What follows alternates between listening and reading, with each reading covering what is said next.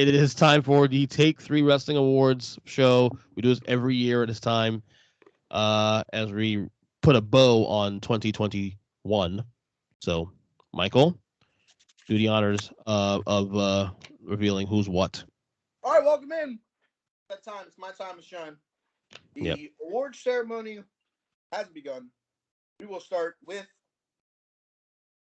Show of the Year. For those of you that listened to last week's show, you know who the nominees were. We're going to run it down real quick. In ninth place, receiving 8 points. So the way that this worked out, let's break this down real quick.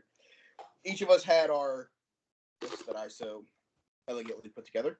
Mm-hmm. For every first place vote was 10 points, all the way down to 2 points for your ninth place vote, since there was only 9 nominees in every category, except for the Mr. Brody Lee Wrestler of the Year award, which we have our Wrestler of the Week, is how we decided to earn that. That being said, I will go down the list in order from 9 to 1, and then I will give you guys a point to talk about why you voted for a show where you did, and then we'll move on to our next topic from there. Okay. So again, in ninth place of Show of the Year was Night 1 of Wrestle Kingdom. It received 8 points. In eighth was AEW Grand Slam. It received a total of 9 points. In seventh place was the 2021 Royal Rumble. It had 13 points. Mm-hmm. In sixth was Money in the Bank. It had 18 points. That's low. We had a tie between Full Gear and Double or Nothing in fourth place with 19 points. Crown Jewel was in third with 20. In second place was All Out with 25 points. And the Show of the Year for the Take 3 Wrestling podcast was Night 1 of WrestleMania last year from Raymond James Stadium. It finished with 29 points. Real quick, I know you said that you thought one specific show was low, and I feel like that was because of something that I did. I actually voted Full Gear as my second favorite show of 2021.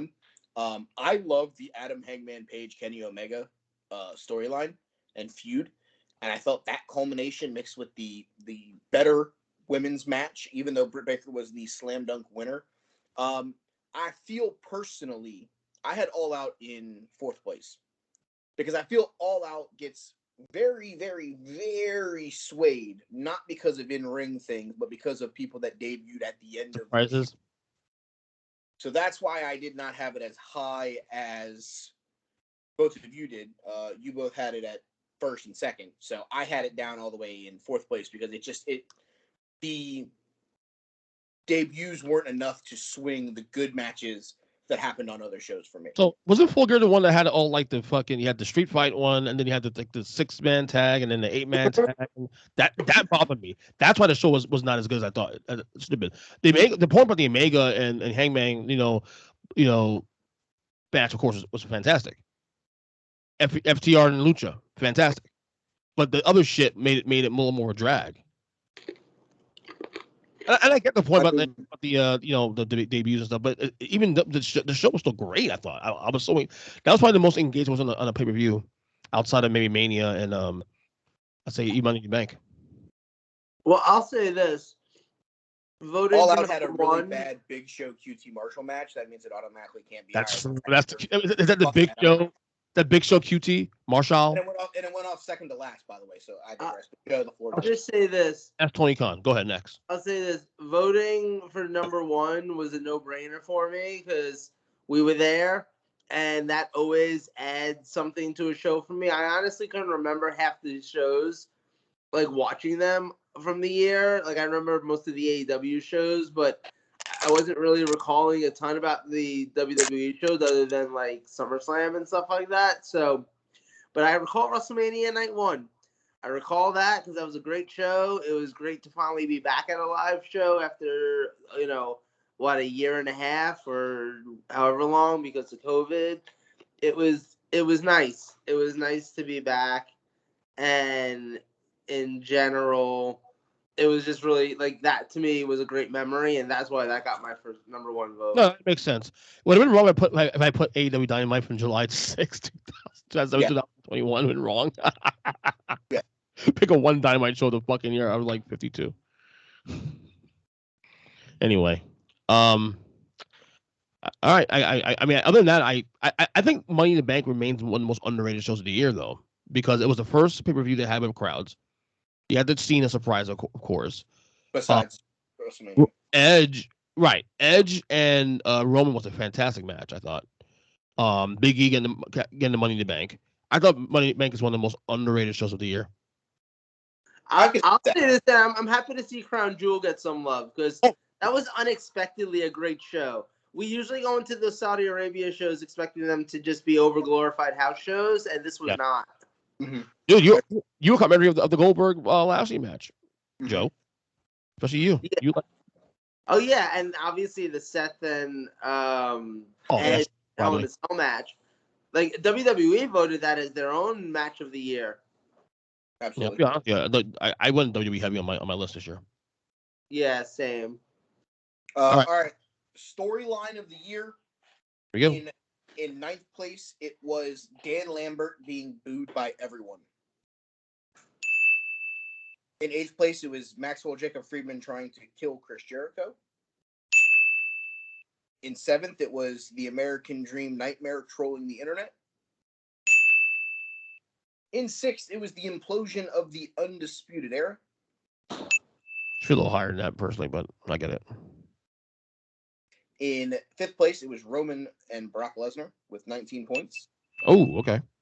In fourth place was Roman and John Cena with 21 points. In third place was Matt Cardona versus the Independent Wrestling World with 22 points. Number 2 was Adam Hangman Page versus Kenny Omega with 23 points. And the storyline of the year is Seth Rollins versus Edge with 26 points. No surprise. I mean, they did what, 3 pay-per-view matches or 2 last year? I want to say 3. Pay-per-view matches. I think 2 pay-per-view matches and 1 like Raw match or SmackDown. Yeah. I mean, they all knocked out of the park. I think era, the crumbling on this era, I wish a little higher, but again, this list was tough in a way. The matches, the people. I had it 4th. Joe had it 5th. Right. I think I had it 6th, right, or 5th. No, you had it like 3rd. Oh, really? You had it 4th. I had it 5th. Joe had it 6th. Okay. My number 1 was Matt Cardona versus the independent wrestling scene. Yes. That was cool. Matt Cardona literally became the biggest star in independent pro wrestling in the course of a year. That is correct. And that's impressive, actually. Mm-hmm. By the way, unrelated, but just for a second, can we talk about how Jeff Jarrett's now involved in GCW? Yeah. That shit the other night? Ooh. He blasted Effie in the face with a guitar. Yes. This is fucking crazy. Jeff Jarrett was in a stand to now I'm starting to love the guy. His podcast is great, and now this shit. Come on, man. Can we talk real quick, because I brought up Matt Cardona? Okay. About the fact that Joey Janela sent him, quote, fake photos of him and Chelsea Green by a pool doing a photo shoot for Pabst Blue Ribbon like it was Ric Flair and Macho Man with Elizabeth. Really? I'll send you guys the link on Twitter. It's fucking hilarious. Oh, shit. Okay, I want to see that. I'll send it to you. It's hilarious. He mailed him like the pictures in like a box, like it was a wedding present because Matt and Chelsea just got married. Right. And he did an unboxing on like his like Twitch page or whatever, and it was the photos. And now it's just on Twitter, like, oh my god, I can't believe that she would do this to me. And like he's freaking out, like he's playing the role of Macho Man. And that's awesome. Like, I thought you should know, brother. I know I didn't do it, but I just thought you should know. And I was like, oh my god, this is Flair Savage all over again. growing, and more seductive than sex. Anyway. All right. Speaking of women's wrestlers, let's transition to our women's wrestler of the year. This is interesting. We had a 2-way tie for 18th place with 9 points each for members of the UK roster, Miko Satomura and Kaylee Ray. 7th place, Ernest's favorite, Thunder Rosa. That's too fucking low, but whatever, I get it. No belts. Is it though? No belts. He didn't get any title, so I get it. But she hasn't done he thinks he's coming to AEW. We have a tie for 5th place with 15 points each between Charlotte Flair and Deonna Purrazzo. Really? In 4th place, we have Sasha Banks with 20 points. 3rd place was Becky Lynch with 23. 2nd place, 28 total points for Bianca Belair. And the Take 3 Wrestling Women's Wrestler of the Year is none other than the Doctor, Britt Baker. I think that totally makes sense to me. Yeah, I think what hurt Bianca honestly was the last quarter of the year for her. After we lost about. Oh yeah. Well, you had Bianca at 1. Me and Joe That's both right. had Bianca at 2, with 2. you having Britt at 2 and me and Joe having Britt at 1. So I think it was a 2-women race, and the rest of it was just going to kind of settle itself out from there. Right. I will say this: the biggest blow to Thunder Rosa for you was myself. I had her in 8th place on my ballot. Well, Joe made the exact point. She hasn't really done anything. No, you're right. You're right. Like other than the big match against Britt in February, yeah. That turned into Britt Baker becoming the champion soon after. Right. Yeah. Deonna Purrazzo was the Impact Wrestling champion, as well as the Reina de la Renta champion. Miko Satomura is the current UK champion. Kaylee Ray was the UK champion for months. And I actually had her. I think I had her actually below Thunder Rosa. I had Kaylee Ray last. I had Charlotte Flair towards the bottom as well. I tried to. What? I'm pretty sure I had Charlotte Flair near the bottom too. Me and you both had her in, I guess, what would be 7th. Yeah. Yeah, sounds right. All right, next list. Next up is a fun one. The Take 3 Wrestling first ever Hulk Hogan Paul Orndorff Feud of the Year award. I hope you understand that we're going to come up with names for all of these, and I don't care which. There will be one that is going to be the Jushin Thunder Liger Award. Just letting you guys know that, but should that be Feud of the Year, you think? No. If we were doing like best high flyer, that's the Jushin Thunder Liger Award. Ooh, okay. We might add that for 2023. Let's leave that one in the docket. Okay. All right. Feud of the Year. In 9th place. It culminated in Crown Jewel between the two men here, Bob Lashley, Bill Goldberg. It had 12 total points. We then had a 3-way tie for 6th place. All of these had 13 points. Kevin Owens and Sami Zayn. The Inner Circle versus American Top Team. Maxwell Jacob Friedman versus Phil from Chicago. Interesting. In 5th place, a match that culminated in a hell of a slugfest for the United Kingdom Championship. Ilya Dragunov versus Walter with 15 points. Mm-hmm. In 4th place, the Lucha Bros versus FTR with 19 points. In 3rd place, it was Roman Reigns versus John Cena with 26 points. Excuse me, that was 25. Okay. In 2nd place with 26 points is Roman Reigns versus Brock Lesnar. And the winner of the 2021 Feud of the Year for the Take 3 Wrestling Podcast, the Hulk Hogan Paul Orndorff Feud of the Year, is Edge versus Seth Rollins. That makes sense today. Number one is obviously the best. I mean, there's no. Did anybody challenge that at all? No, it was a clean sweep. Okay. Yeah. That's correct. Ernest had the MJF CM Punk very far up his list. I had it dead last. Okay. No matches, right? Is that what it is? Not just the fact that there have been no matches, that there really hasn't even been besides their verbal sparring, there really hasn't even been like an altercation where they've like made contact with each other. I know that shit settled a little bit. I get it, but I appreciate the long-term storytelling here too, to some degree. I'm not saying anything negative about the long-term storytelling, but my point is, I just feel that if you're going to have a feud, and I'm going to bring this up because Joe decided to vote for Dan Lambert in some kind of positive way here, putting the Inner Circle versus American Top Team as his 3rd favorite storyline or feud of 2000. I'm telling you, that storyline to me reminded me of like an actually great storyline from the Attitude Era. You know what I mean? Like that was everything about that storyline and the feud and the promos in it and stuff was fun to me. It was just fun. Fuck Dan Lambert. I mean, yes, but Definitely felt that Lambert. But yes, but exactly. But it wasn't because of the storyline. I just think he's a douche. Yeah. Well, yes, no, I don't disagree, but he can cut a promo. He has serious go away heat. But the thing is, if he was, and here's my only problem with them. The feud really should have been Lambert bringing in MMA guys to feud with the Inner Circle. Correct. Having two guys that don't need him involved in it, in Ethan Page and Scorpio Sky, like those guys are good enough at cutting promos. They don't need Dan Lambert to cut promos for that. I agree. Totally agree with that one. If you're putting someone that can't cut a promo with Lambert and American Top Team, at least that makes sense. But Ethan Page can cut a fucking promo.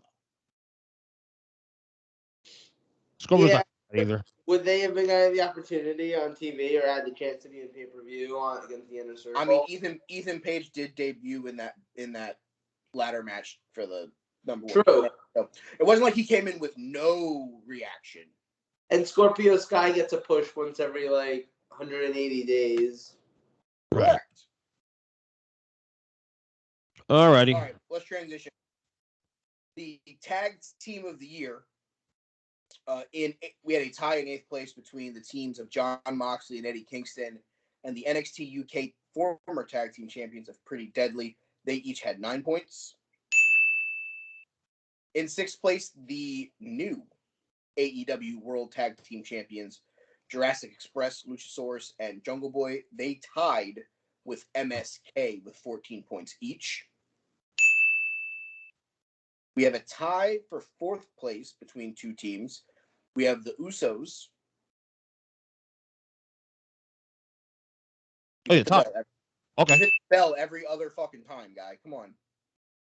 And they tied with FTR.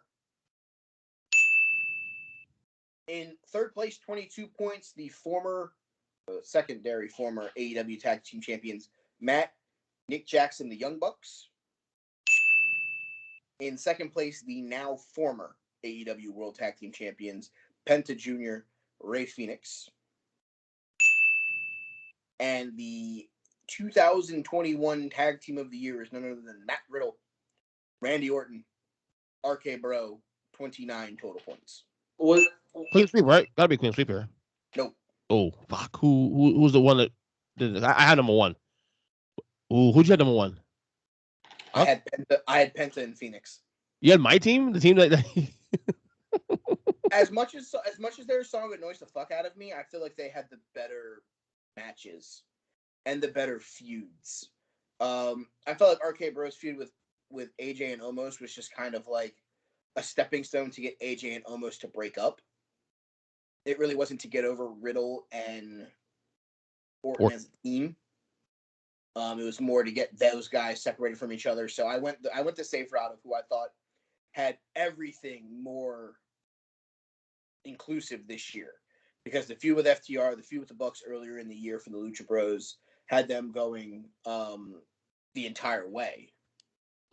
Okay. Alrighty. I mean, other than the 1 and 2, no other issue with the list. No, that one was pretty cut and dry. Joe? Yeah. It did feel like a little bit of a letdown year for tag teams, though. A little bit overall. What? Probably a little letdown year for tag team. I mean, I think when you get past Usos, a couple of teams, it wasn't maybe because WWE didn't really prioritize that much this year. Yeah, I voted based on just who I found the most entertaining, and right. I think RK Bro has done something that a lot of teams don't do, which is manage to become a main event act in WWE. That's pretty rare and pretty hard, and in the last few years, only really happened in the hands of the Usos and the New Day. So seeing RK Bro in that same realm and seeing that they're still around, because I think we all thought that they'd be done a long sooner than now, and they're still going strong as a team. So I think they deserve some love somewhere, and this seems like the place to give it to them. Right. Makes total sense. All right, Mike. All right, WWE Wrestler of the Year. In ninth place, he is the current King of the Ring. It is none other than Xavier Woods. He had 7 points. In a tie for 7th place, we had Charlotte Flair and Seth Rollins with 12 points each. No Charlotte love in this show, huh? Other than me, I guess. I don't want to actually kind of like her. Joe had her dead last. Me and you had her in the same spot. Okay. There's another list also. I had her like in the middle somewhere. I think it was the Women's. yeah. And there's a tie for. Is there a tie? No. In 6th place was Becky Lynch. She had 14 points. 5th place was Edge with 17. Whoa. 4th place was Bianca Belair with 21 points. 3rd place, the now former WWE champion Big E with 23 points. The man that will face Brock Lesnar at Royal Rumble in 2nd place is Bobby Lashley with 26. Bobby! And a clean sweep for the head of the table, the tribal chief, Mr. Ooh-ee, ooh-ah, ting-tang, walla walla, bing bang, Roman Reigns. Take 3. Acknowledge me. That one wasn't hard. I mean, fucking the guy is right now the biggest star in wrestling, period. That it is what it is, man. Mm-hmm. They finally found the fucking way to get him to the fucking top. Turn him fucking heel. All right. Our AEW Wrestler of the Year. This should be fun. In 9th place, War King, Eddie Kingston. He had 10 points. In 8th place, the former Impact Wrestling World Champion Christian with 11 points. Sure. In 7th place, Daniel Bryan Danielson with 12 points. In 6th place is Maxwell Jacob Friedman with 16 points. We have a tie for 4th between the current TNT champion Cody and the former AEW World Heavyweight Champion Kenny Omega with 18 points each. In 3rd place, we have Darby I'm All In with 20 points. We have a unanimous 2nd place vote for the current AEW Women's Champion Dr. Britt Baker, DMD, with 27 points. That leaves none other than the unanimous selection for the AEW Wrestler of the Year, the reigning, defending, current AEW World Heavyweight Champion, the Hangman, Adam Page. No surprises here, really, to be honest with you. I have a surprise. The fact that Joe voted Kenny Omega dead last because he forgot to put him on his list. Really? Yeah, he turned in his sheet at first, and I said, hey, did you forget to put Kenny on your list because you're like, just don't want to vote for him? And his response was, no, I completely forgot. I was like, okay, where do you want to put him? He goes, hey, just put him last. Wow. Below Eddie Kingston, too. Wow. Oof. Okay. Joe has some rough voting standards. Yeah. I Joe, do. at least you have standards, Joe. Oh. With some things. So, yeah. All right. And last but certainly not least, and I'm going to bring this one in for the... yes, sir. The Mr. Brody Lee, for those of you watching on the YouTube, Violent Gentleman, a hockey brand out of Canada, made a John Huber memorial T-shirt when he passed away. Awesome. We've decided to create the Wrestler of the Year award. We're going to name it, and we're going to keep it named after the man, the myth, the legend, Mr. Brody Lee. The Mr. Brody Lee Wrestler of the Year award. We have 10 total people that made the finals here. In 10th place is Becky Now, Lynch. quick, before we go, this is all based on our actual year from January, actual rest of the week, every week until now. So there we go. In 10th place with 24 total points is the Ma, Becky Lynch. In 8th place, we have a tie. 25 points each for these two gentlemen. The now new NXT champion, one Braun Breaker, and the former IWGP heavyweight champion, Will Ospreay. Oh, okay. In 7th place, 26 points. He wrestled for two major companies in 2021. It's Daniel Bryanson. In 6th place, the man who dropped the IWGP World Heavyweight title on Tuesday morning, it is Shingo Takagi with 27 points. In 5th place, she is the current reigning, defending, undisputed AEW Women's World Champion, the Dr. Britt Baker, DMD. She had 30 points. In 4th place, Ernest's favorite. He's fighting in the main event at Royal Rumble. 33 total points for Bobby. Bobby! Lashley. Awesome! Bobby! Surprisingly, in 3rd place, it's not a member of the AEW roster. It's not a member of the WWE roster. It is none other than a former IWGP World Heavyweight Champion. It is Kota Ibushi. In 2nd place, she main evented night 1 of WrestleMania and walked out with the title, and she didn't even need you at all. It is the EST of NXT with the PhD and the onomatopoeia. It is Bianca Belair. And of course, number 1. We know who number 1 is. Come on, let's go. And the winner of the 2021 Mr. Brody Lee Wrestler of the Year Award with 63 total points, the head of the table, Mr. Ooh-ee-ooh-ah Ting Tang Walla Walla Bing Bang, the man, the myth, the legend, Roman Reigns. Acknowledge me. Yeah.